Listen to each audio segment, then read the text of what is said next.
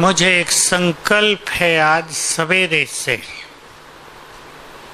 बाबा ने जो त्याग, तपस्या और सेवा, याद है ना, जिसमें कहा भी था कि बाबा को फॉलो करने के कितने पॉइंट्स?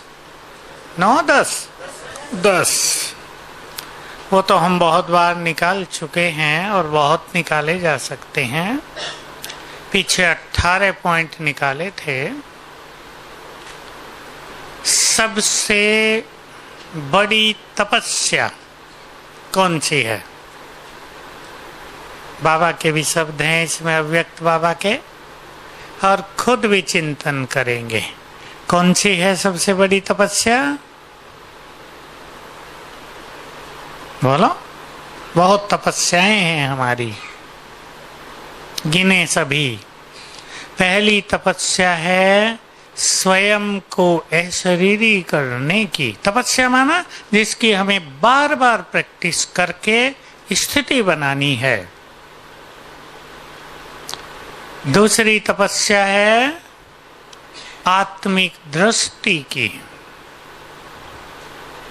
मुरली है ये अव्यक्त बाबा की। अब आप बोलेंगे तीसरी तपस्या। बोलो रामू, तुम्हें बोलना है अभी, तुम चुप ही रहते हो। तीसरी तपस्या सीमा बहन। हाँ, ये भी बात तो ठीक है आपकी, मीठा बोलना पड़ता है। नष्टो मोहा होने की तपस्या। जिस तपस्या की मैं बात कर रहा था बाबा की अव्यक्त मुरली से है, बुद्धि को स्थिर करना तुम्हारी गहन तपस्या है। बुद्धि बहुत इधर उधर होती है ना। पांचवी स्वमान की तपस्या। जो क्लास कराती हैं टीचर बहनें वो लिख लें, काम आएगा आपको। छठी वेदों में है एक बात, हम सब के लिए भी वो इक्वली इम्पोर्टेंट है। ब्रह्मचर्य सबसे बड़ी तपस्या है। हमारे लिए वो इतनी बड़ी तपस्या नहीं, क्योंकि हमारे पास बहुत बड़ा संपूर्ण ज्ञान है, लेकिन फिर भी इसमें हम ब्रह्मचर्य की जगह जोड़ेंगे संपूर्ण पवित्र होना।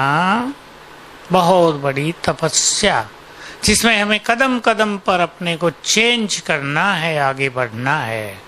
6 हो गए। 7वीं बोलो अब। योग अभ्यास, जो तपस्या का वास्तविक स्वरूप है। योग अभ्यास, उसमें एकाग्रता, ये तपस्या। और 8वीं और सुनाएं, 8 हो जाएं।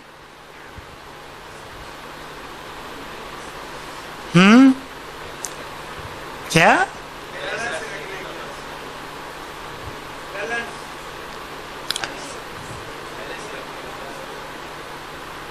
बोलो और भी बोलो।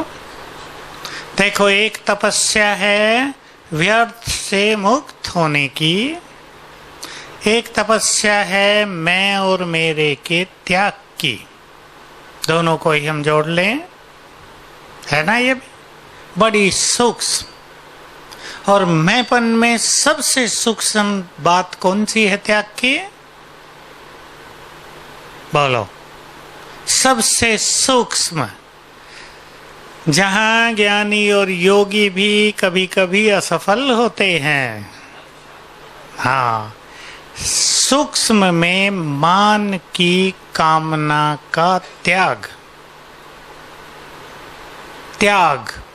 अगर हम एक लिस्ट बनाएं त्याग की,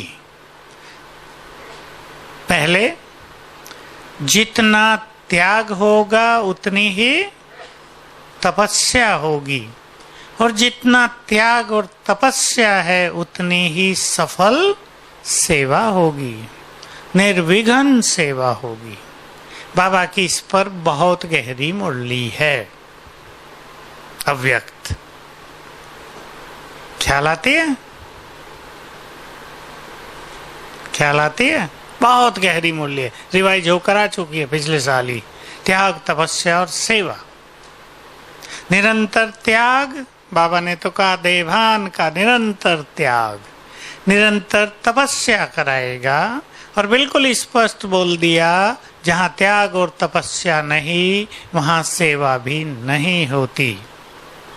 सभी ने महसूस किया होगा, मुझे तो बहुत डीप फीलिंग पिछले 2 बाबा के मिलन में रही। क्या इतने सुंदर वाइब्रेशंस जिनका पता वहाँ नहीं चलता जब हम बाबा के सामने बैठे रहते हैं, पर जब वहाँ से आ जाते हैं, जैसे एयर कंडीशन से बाहर आ जाएं तो पता चलता है वहाँ कितना अच्छा था।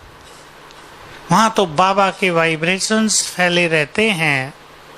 तो मैं सोच रहा था, ये बाबा के वाइब्रेशंस हमारी कितनी सुंदर पालना है या नहीं, जिसमें हमें कुछ भी करने की जरूरत नहीं। आप ही पुरुषार्थ की उमंग रहेगी, आप ही अपनी कमियों को छोड़ने की तत्परता रहेगी, कुछ श्रेष्ठ पुरुषार्थ करें इसकी प्लानिंग रहेगी, कहना नहीं पड़ेगा। बहुत सुंदर पालना, वाइब्रेशंस की प्रभु पालना। मैं सोच रहा था आने वाले समय में हमारे कुछ सेवा केंद्र ऐसे ही वाइब्रेशन से संपन्न हो जाएंगे, ऐसे ही वाइब्रेशंस सेवा केंद्रों पर क्रिएट हो जाएंगे बहुत जगह।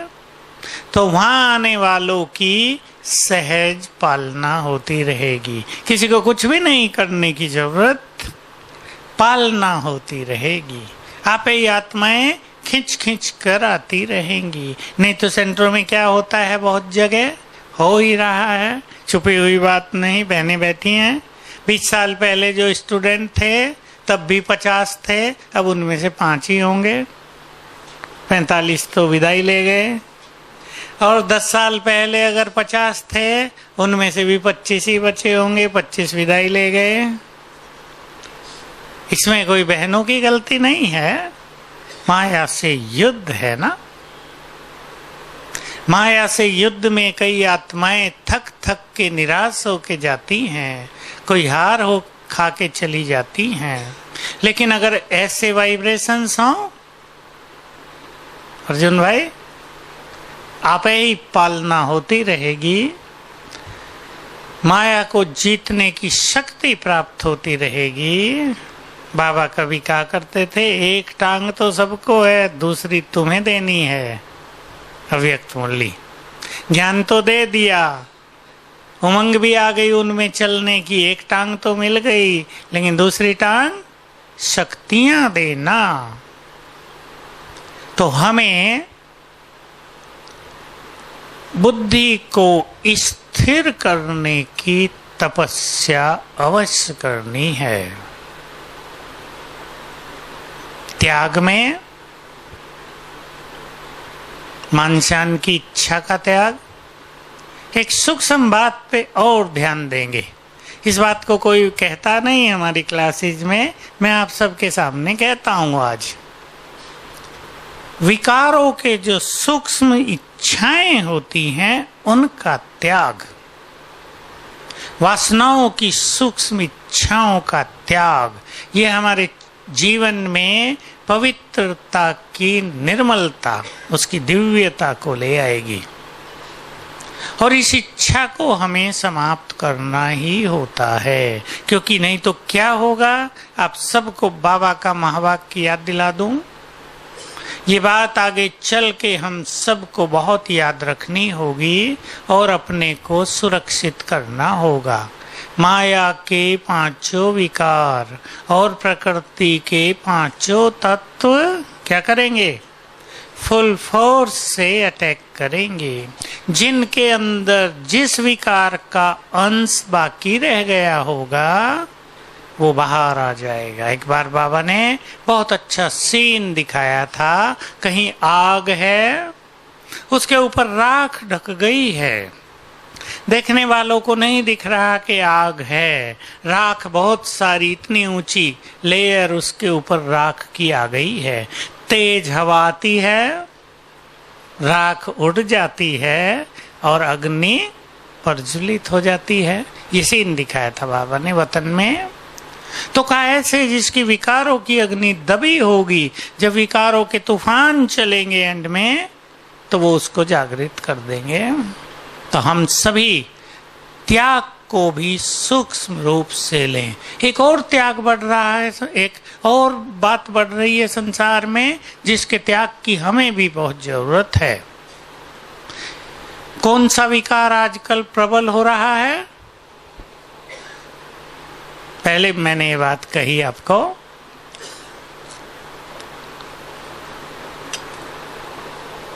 लोभ। लोभ, कहीं भी इच्छाओं का अंत नहीं। पैसे जितने हो गए वो कम हैं, वो कम ही हैं। इससे क्या होगा भला? 50 लाख हो गए, अरे 50 लाख में तो एक मकान ही आएगा, फिर खाली।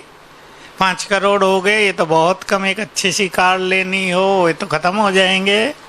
इच्छाओं का अंत नहीं है। और क्या याद रखेंगे हम सभी?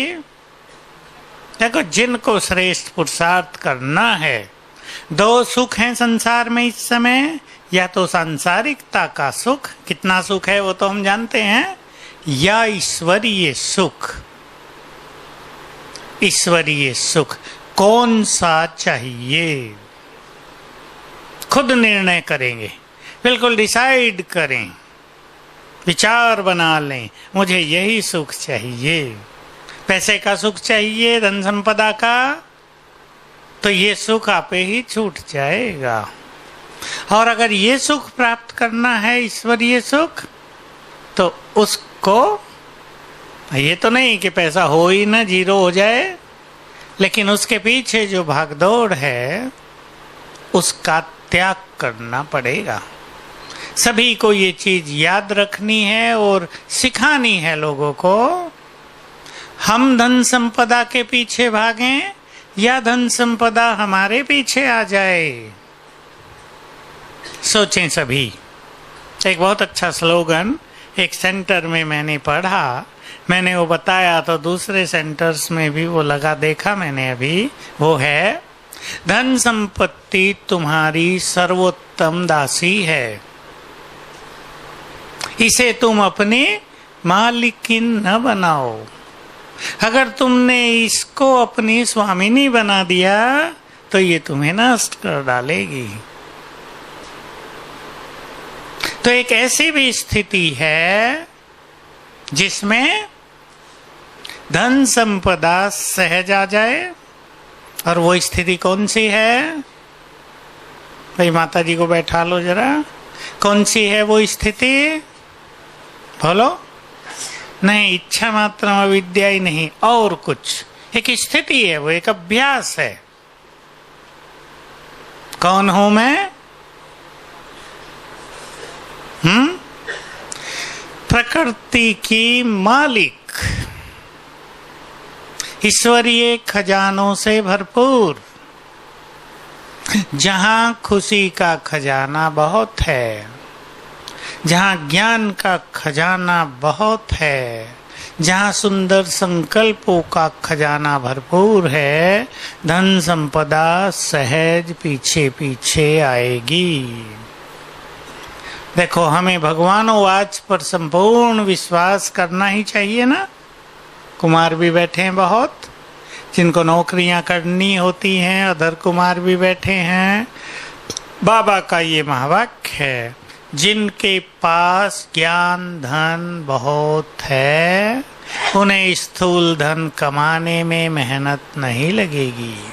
एक मुरली है, मुझे सन याद नहीं, जिसमें 4 शक्तियों का वर्णन है। धर्म की शक्ति, विज्ञान की शक्ति, ये ऐसी शक्तियों का वर्णन है।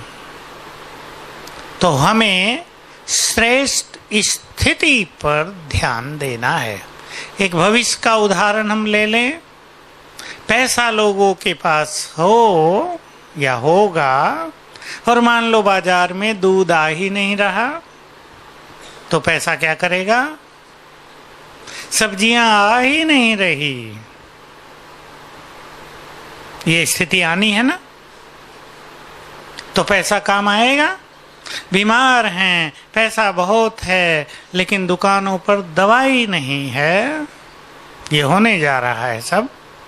कोई दवाई नहीं मिल रही क्योंकि सड़कें टूट गई हैं, ट्रक चल नहीं रहे हैं, माल आ नहीं रहा है, न दवाई सप्लाई होगी, न पेट्रोल सप्लाई होगा, न सब्जियां अन्न सप्लाई होगा। तो पैसा काम आएगा। अब दूसरी चीज देखो, स्थिति श्रेष्ठ है। हम प्रकृति के मालिक बने हैं, तो प्रकृति घर बैठे ही सब कुछ प्रदान करेगी। ये अविनाशी सिद्धांत हमें याद रखना है। प्रकृति के मालिक हैं हम। इसका क्या स्वरूप होगा? कई लोग सोचते इतनी बड़ी बात, प्रकृति जिसे संसार चल रहा है, हम उसके मालिक। ये तो केवल संकल्प है, अनुमान है, अपने को खुश करने का एक विचार है। परंतु सूक्ष्मता से सोचेंगे, जो देह के मालिक बन गए, जो मन बुद्धि के मालिक बन गए, वो संपूर्ण प्रकृति के मालिक होंगे। और देह के मालिक का अर्थ है एक सेकंड में, यानी संकल्प करते ही अशरीरीपन की डीप अनुभूति। जो देवान से न्यारे हो जाए सेकंड में, फीलिंग होने लगे, डीप साइलेंस फील होने लगे, ये देह अलग, मैं अलग। वो देह के मालिक, वही प्रकृति के मालिक। जो मन बुद्धि के मालिक, वो प्रकृति के मालिक। आप चाहें तो मुरली पढ़ सकते हैं, 69 दिसंबर की है। 69 दिसंबर में जो भी सब पुरानी बहनें थी, दादियाँ, उन सब की यहाँ एक भट्टी हुई थी और उस समय उनकी संख्या थी 80। तो बाबा ओपनिंग में भी क्लास कराते थे, बाबा ही ओपनिंग में आते थे और बाबा ही क्लोजिंग में। तो उनकी भट्टी में जब बाबा शुरू में आए थे पहले दिन, तो बहुत सुंदर मुरली है, वो सबको पढ़ लेनी चाहिए। मुझे डेट अभी याद नहीं आ रही, दिसंबर की है, 3-4 मुरली होंगी दिसंबर की, 21 दिसंबर या कुछ है। एक तो उसमें है, कुछ आत्माओं की मृत्यु भी सर्विसेबल होगी, उन्हें सर्विस का मेडल प्राप्त होगा, मृत्यु से भी सर्विस का मेडल। और उसमें सबसे गुह्य बात है, अश्रतन कौन होंगे, पास विद ऑनर कौन होंगे? और उसका उत्तर है, जो सेकंड में अशरीरी हो जाएंगे। बहुत अच्छा डिटेल है उसमें, आप पढ़ें उसको। तो वही आत्माएं प्रकृति की मालिक भी बनेंगी, और यही त्याग होने के बाद बाकी सारे त्याग सहज हो जाते हैं। जब आत्मा को इससे ईश्वरीय सुख मिलने लगता है, तो कर्मेंद्रियों का रस, सांसारिक सुख, मान सम्मान का सुख, ये सभी छोटा प्रतीत होता है। उन्हें दिखाई देगा कोई हमें मान दे भी दे, हमारा नाम हो जाए, उसकी खुशी कितनी देर रहती है भला? असली खुशी तो ये है, असली सुख तो ये है। तो अतीन्द्रिय सुख इसमें आ जाएगा।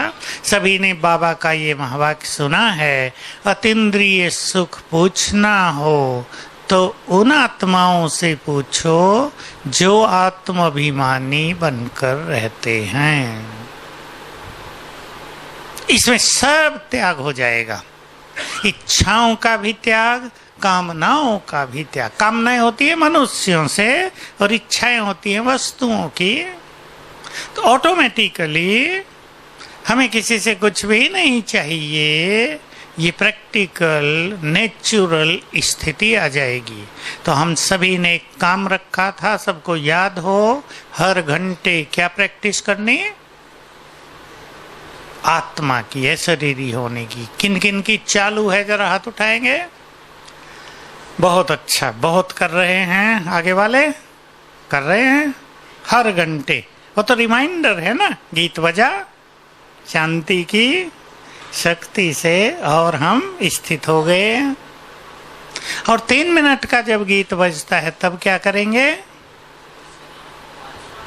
5 स्वरूपों का अभ्यास, सकाश देने का अभ्यास, प्रकृति को सकाश देना, कभी दुखी आत्माओं को सकाश देना। 5-6 बार के लिए अलग अलग संकल्प भी रख सकते हैं। कभी मुझे शांति फैलानी है, तो कभी प्रकृति को पवित्र वाइब्रेशंस देने हैं, तो कभी समस्याओं में उलझी हुई आत्माओं को शक्तियों की किरणें देनी है।